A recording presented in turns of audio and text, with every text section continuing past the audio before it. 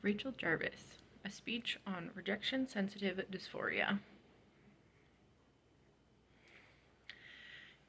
MD William Dodson describes rejection-sensitive dysphoria as a triggered, wordless emotional pain that occurs after a real or perceived loss of approval, love, or respect. Rejection-sensitive dysphoria, otherwise known as RSD, is not a very well-known term, which is why I would like to discuss it with you today. Rejection-sensitive dysphoria can look like someone playing the victim when they are legitimately feeling like the victim, even if they recognize that they're not. I remember a time when I would tell someone, those girls looked at me really weird today. I don't think that they like me. And that they would just respond, you just need to stop playing the victim. And I didn't really know how to react to that. I just usually feel worse because I didn't think I was playing the victim. To me, it legitimately felt like these girls hated me and they despised me. Since then, I've been able to talk to myself and say, it doesn't matter. I don't know them. They probably don't hate me. They just probably looked at me and walked off. But even though I can talk to myself about that now, it doesn't change the fact that I still felt rejected. So first, I'm going to tell you about what rejection sensitivity means. And then we're going to talk about what dysphoria means. And then we're going to combine them all and describe what they mean altogether. So, starting with rejection sensitivity, the Oxford definition of sensitivity is a dismission of a proposal, idea, and so on. Along with that, the Oxford definition of sensitive is quick to detect or respond to slight changes, signals, or influences. Now, these definitions don't seem like they would be too severe by themselves, but when you put rejection sensitive together, or RS, it kind of comes to mean that people with RS tend to be devastated at the thought of just knowing that somebody might reject them. I'm just like even devastated at the thought or anticipation that they might be rejected. And even afterwards, what are they thinking about me now? And they're not responding, so it's probably means that they just hate me, when that's just not true. There is an article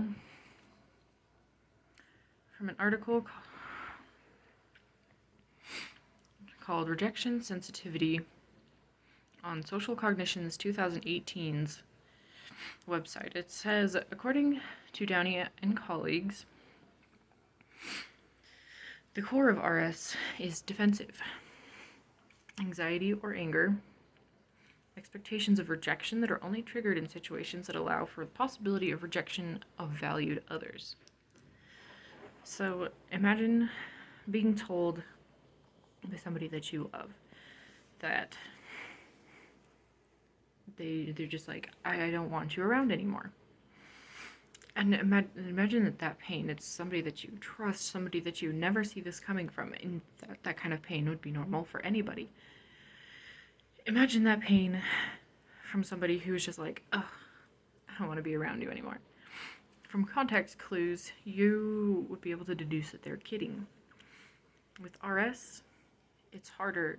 You internalize it, you take it in, and you think it might be negative. Even if this tone was just a slight, not sarcastic enough, then then it's just too much.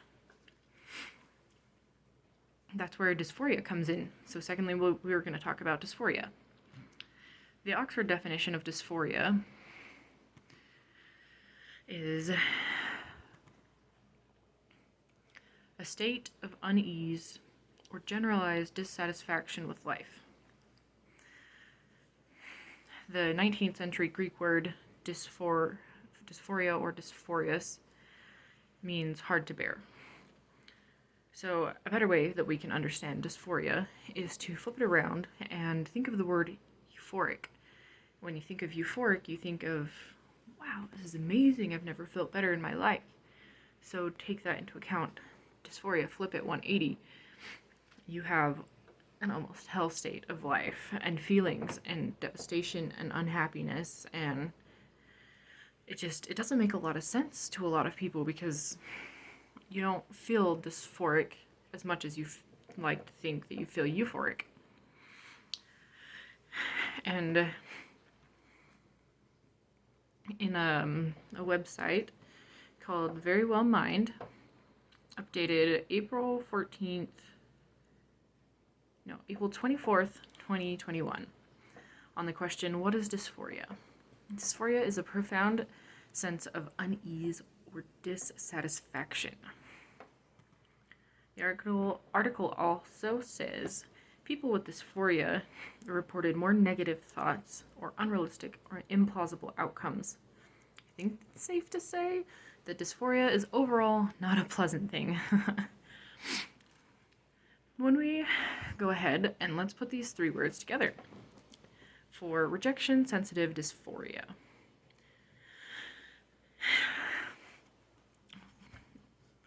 Being rejected with RSD is almost impossible to bear. It's very difficult, and it's hard for people without RSD to understand what's going on.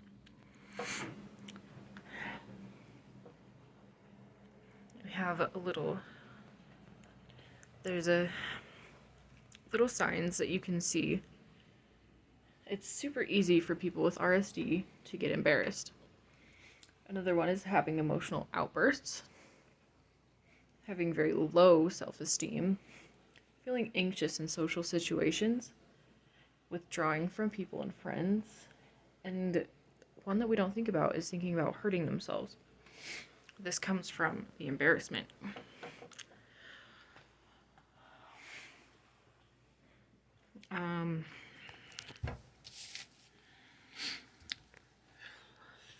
From a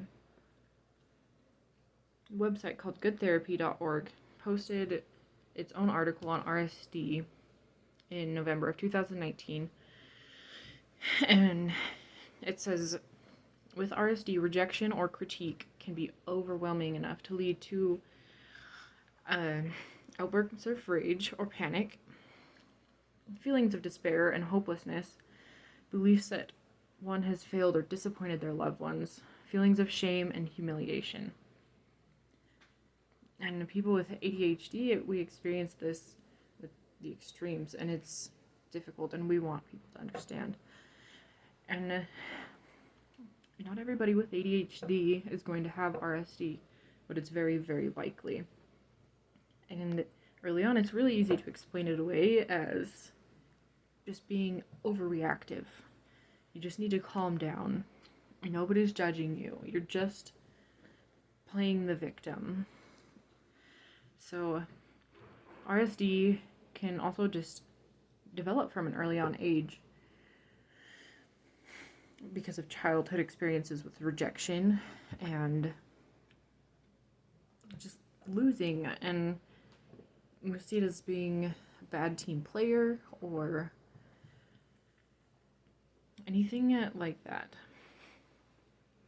Like losing a board game, for example, you'll see like agitation and anger and embarrassment, and the embarrassment can cause extreme suicidal thoughts. And then because of rejection, it can become very difficult to tell people how you feel, and it's almost like a phobia at this point.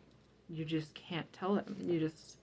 There's no way that you could tell them because of that fear of being rejected, and it's just really bad. An example from my sister, who also has RSD. Hers stems from childhood as well. And let's just keep in mind that, parents, they're not perfect. No, parents are, they're just people, so we can't blame parents on any of these. So my sister's experience, she says, growing up in a religion I was raised in, I was terrified to disappoint my parents. I was terrified to tell them that I never agreed with their religion, and I didn't want to be in it.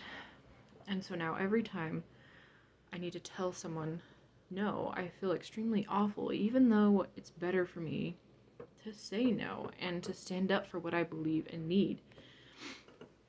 She also went on to say that a really random side effect of her RSD is that she will obsessively play with her hair when she's anxious. Because of RSD, she's gonna feel like she's gonna be rejected, so she'll just sit there and tug on it and play with it. And that's an OCD, a side effect of RSD.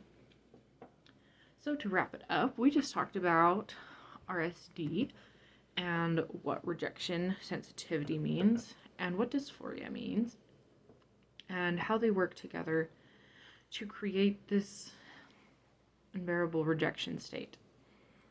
And Jessica McCabe says in her YouTube video called How to Deal with Rejection Sensitivity, a lot of the time stuff that we perceive as rejection is actually just a conflict of needs.